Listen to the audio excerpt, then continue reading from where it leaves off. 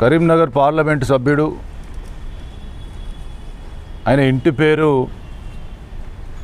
మార్చుకుంటే మంచిదేమో అని అనిపిస్తూ ఉంది. ఎందుకంటే ఆయనే బోగస్ మాటలు మాట్లాడుకుంటూ దేవుని విషయంలో కూడా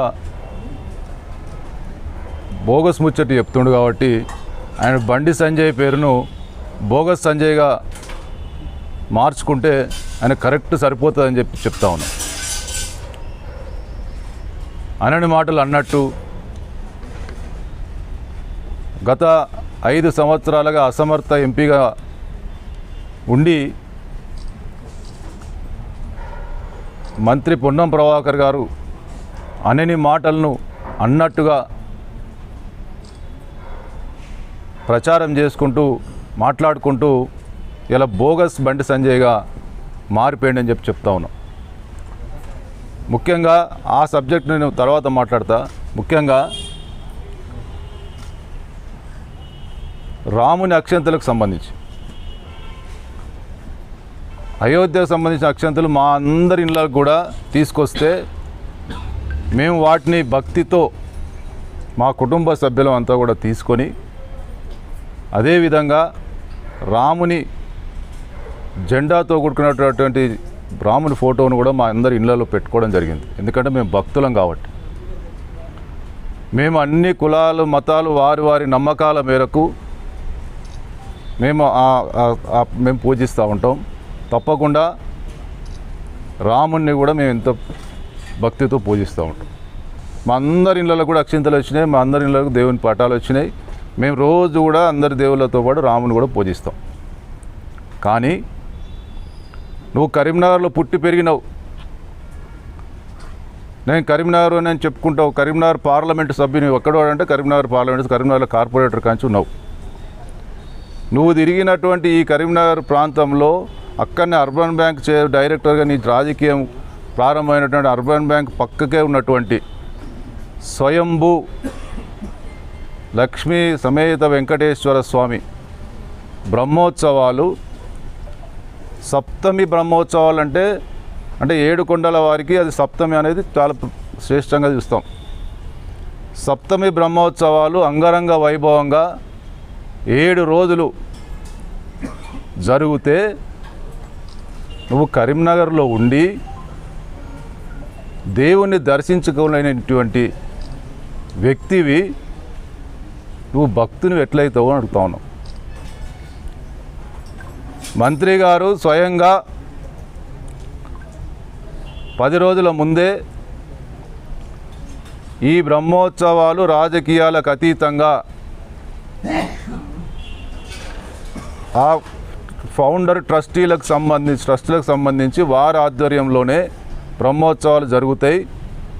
దీనిలో అందరూ కూడా పార్టిసిపేట్ అయ్యి బ్రహ్మాండంగా బ్రహ్మోత్సవాలు జరుపుదాం వెంకటేశ్వర స్వామి అని చెప్పి దానికి స్థానిక ఎంపీ ఎమ్మెల్యే ఆహ్వానితులే రావాలని చెప్పి కూడా ఆహ్వానించడం జరిగింది. అయినప్పటికీ కూడా నువ్వు 7 రోజులు కరీంనగర్లో అంగరంగ వైభవంగా జరిగిన బ్రహ్మోత్సవాల్లో ఎందుకు పాల్గొనలేదు? నీకు మాట్లాడే నైతిక హక్కు ఉందా అని అడుగుతా ఉన్నావు. నువ్వు నీ దొంగ భక్తిని నువ్వు రాజకీయంగా పబ్బం గడుపుకోవడానికి వాడుకుంటా అంటే ఎవడు చూస్తూ ఊరుకోవడని చెప్పి హెచ్చరిస్తా ఉన్నావు. 7 రోజులలో నీకు 7 నిమిషాలు కూడా నీకు వీలు కాలేదా దేవుని దర్శనం చేసుకోవడానికి? కరీంనగర్ పురవీధుల్లో బ్రహ్మాండమైన శోభాయాత్ర జరిగింది. ఎందుకు ఎక్కడో ఒక చౌరస్తాలో వచ్చి దండం పెట్టుకొని ఉంటుంది?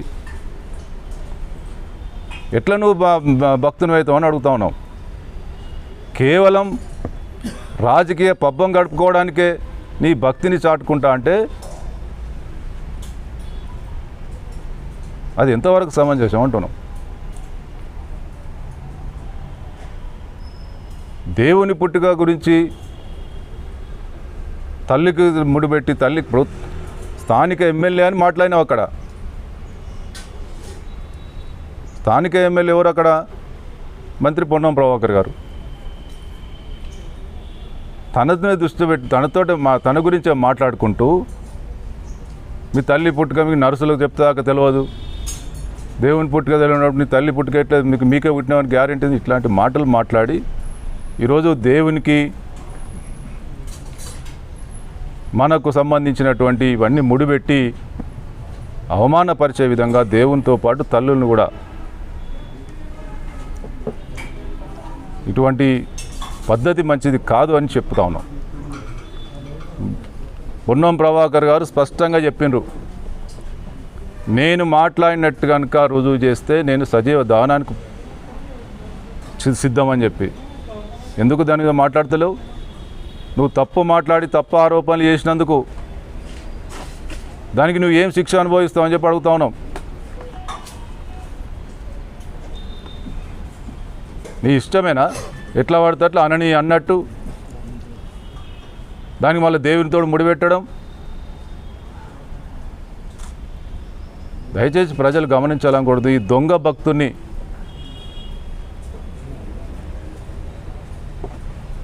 ప్రజలు విశ్వసించద్దు. ఈ దొంగ భక్తుడు కరీంనగర్లో దాదాపు కొన్ని లక్షల మంది వచ్చి దర్శనం చేసుకోపోయారు బ్రహ్మోత్సవాలలో.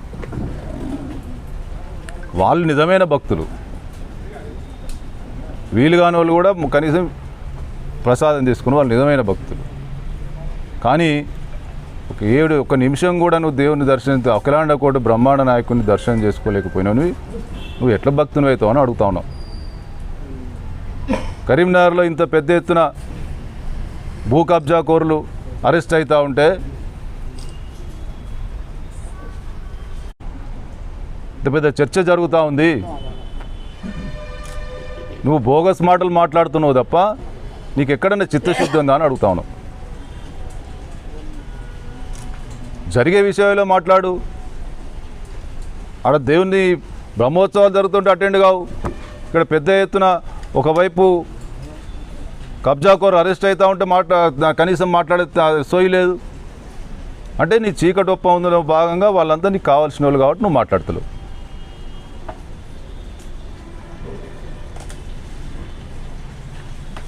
కాబట్టి ఇంకొకసారి దేవుని పేరు మీద నువ్వు ఓట్లు దండుకోవాలని చూస్తే ఆ కాలం చెల్లింది. నువ్వేందో ప్రజలకు తెలిసిపోయింది.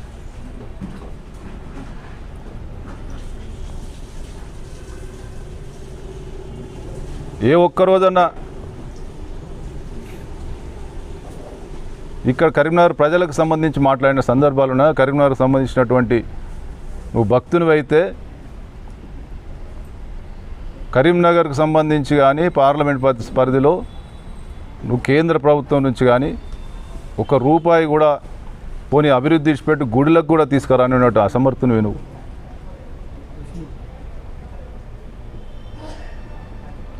ఒక పార్లమెంటు సభ్యుడిగా నీ నిధుల నుంచో నీ వ్యక్తిగతంగా మేమంతా మా వ్యక్తిగతంగా కూడా మాకు చేతనైనా సాయం చేసుకుంటూ వచ్చినాం. మనం బ్రహ్మోత్సవాలు కూడా చేసాం. నువ్వు ఎందుకు చేయలే?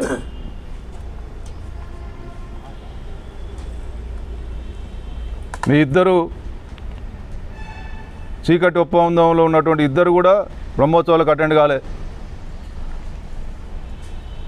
నువ్వు అటెండ్ కాకపోతే నేను అటెండ్ కాను, నువ్వు నేను అంతా ఇద్దరు ఒకటే అని చెప్పి మీ ఇద్దరు ఎమ్మెల్యే ఎంపీ ఇద్దరు అటెండ్ కాలే. అదేవిధంగా కబ్జాలకు సంబంధించి కూడా ఇద్దరు మీ అండర్స్టాండింగ్ ఉన్నది కాబట్టి ఇలా మాట్లాడతలేవు.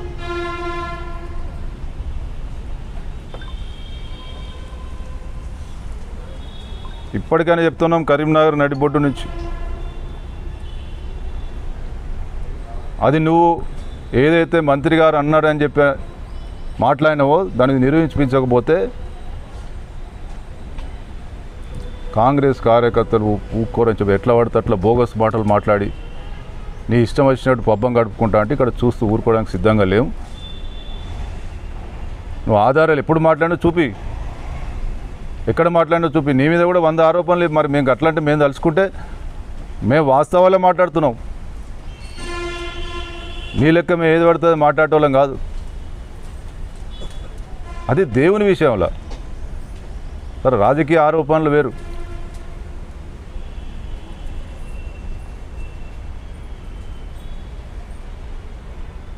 కరీంనగర్ పార్లమెంట్ సభ్యునిగా పోటీ చేసే అర్హత నీకు లేదని చెప్తా ఉన్నావు. ఎందుకంటే రాజకీయాలను కరీంనగర్ను దేవునికి ముడిపెట్టి రాజకీయాలతో ముడిపెట్టి తప్పకుండా కరీంనగర్ ప్రజలు ఈసారి ఈయన యొక్క నిజస్వరూపం మీరందరూ కూడా తెలుసుకుంటా ఉన్నారు, తెలుసుకోవాలి. అఖిలాండ కోటి బ్రహ్మాండ నాయకుని బ్రహ్మోత్సవాలకు ఒక నిమిషం కూడా దండం పెట్టుకోవడానికి సమయం దొరికినోడు ఈ దేవుని భక్తుడు ఎట్లయితాడని దయచేసి ప్రజలు ఆలోచించాలని చెప్తా ఉన్నాం. కాబట్టి భవిష్యత్తులో బండి సంజయ్ కుమార్, బోగస్ సంజయ్ కుమార్, బోగస్ మాటలు ఇవి కూడా దయచేసి నమ్మకండి. మేము కాంగ్రెస్ నాయకులు కానీ ప్రజలను కూడా కోరుతూ ఉన్నాం, ఆయనే బండి సంజయ్ కుమార్ కాదు, బోగస్ సంజయ్ కుమార్ అని. అంటే ఆయన జీవితము, మాటలు, చేష్టలు అన్నీ కూడా బోగసే. బోగస్ మాటలతోటి ఒక్కసారి ఎంపీ గెలిచిండు, ఇక జీవితంలో ఆయనే ఇక ఏం గాడు అని చెప్తూ ప్రజలను కూడా దయచేసి ఇటువంటి బోగస్ నాయకులు రేపు బిచ్చం పెట్టుకోవడానికి ఓట్ల కోసం వచ్చి రకరకాలుగా బోగస్ మాటలు మాట్లాడతారు. దానికి దేవుని ముడిపెట్టే ప్రయత్నం చేస్తూ ఉంటారు.